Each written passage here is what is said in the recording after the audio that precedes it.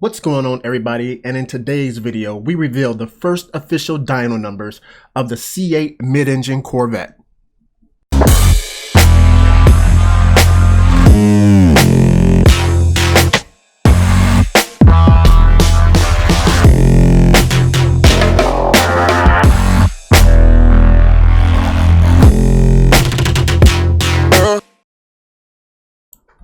What's going on YouTube? It's your boy D, and as always, welcome to D's Rides, the channel that brings you vlogs, how-tos, and car reviews.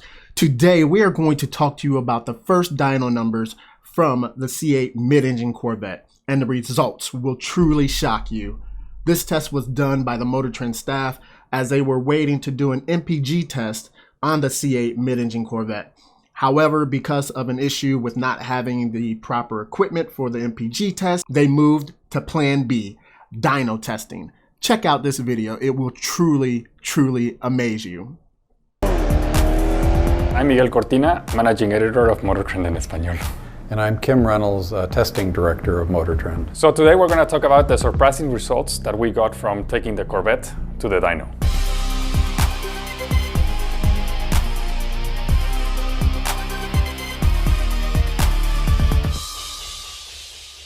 So we're wrapping up Car of the Year and we have the mid-engine Corvette one more day. We decided to take it to the real MPG test, but turns out that they don't have the right equipment for it.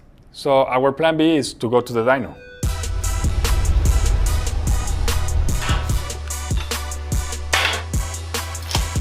The first question was what gear ratio to use. Yeah, we called Chris Walton. Chris's best guess was to do it in 5th gear.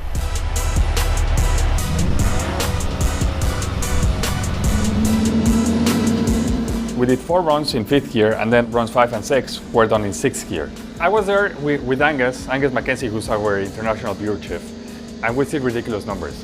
In terms of torque, it went from 515 at the wheels, which means it's about 606 pound-feet of torque at the crank. About 558 horsepower, which means after drivetrain losses, it's 650 horsepower. So I think the takeaway here is that the Corvette is producing about 150 more horsepower than what GM is telling us. We couldn't just sit on this and scratch our heads and say this is a ringer. So we called Chevy engineers to find out what was going on. And they actually found that this engine was well within tolerance, so there was nothing out of sorts with this thing. It wasn't super tuned. It was a very ordinary Corvette engine. So after the conversation with General Motors, what we finally discovered is the difference between the SAE certified measurements that they're reporting and what we saw is the methodology. The engine was certified by the Society of Automotive Engineers, the SAE.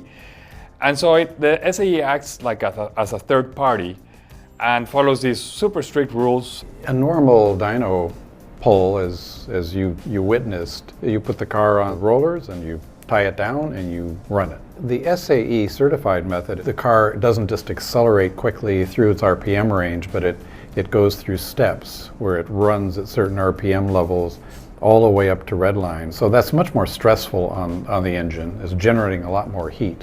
So you're going to end up with lower numbers. And so these 495 horsepower and 470 pound-feet of torque are given to Chevy, and so Chevy has to stick with those numbers.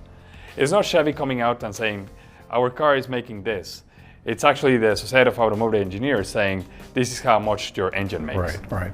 So which of these numbers is true? The 495 that Chevrolet is claiming or the 650 that we saw?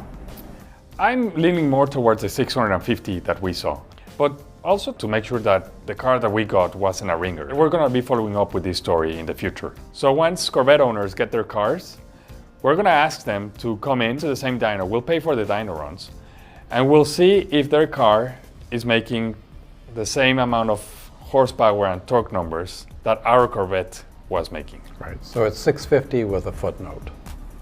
Yes, with an asterisk. Right. I mean, regardless if your Corvette has 495 horsepower or 650, you're still getting a really good car that drives amazing. Yeah, a car that does 2.8 seconds to 60 miles per hour, that's the number that really matters.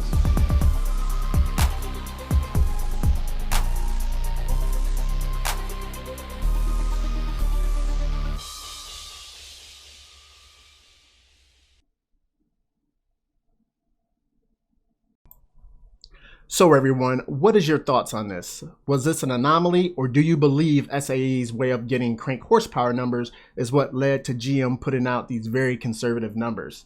The estimates came to about 656 horsepower, 606 pound-feet of torque to the crank. The 15% drivetrain loss represents the power consumed by everything between the engine crankshaft and the drive wheels, including inertia of all the spinning parts, power to run the hydraulic pump in an automatic or twin clutch transmission, the drag that occurs when gears spin through lubricating oil, friction between the gear teeth, and all.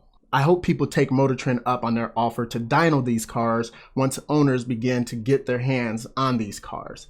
Well everyone, just wanted to get this information out to you. I will link the MotorTrend article in the description below.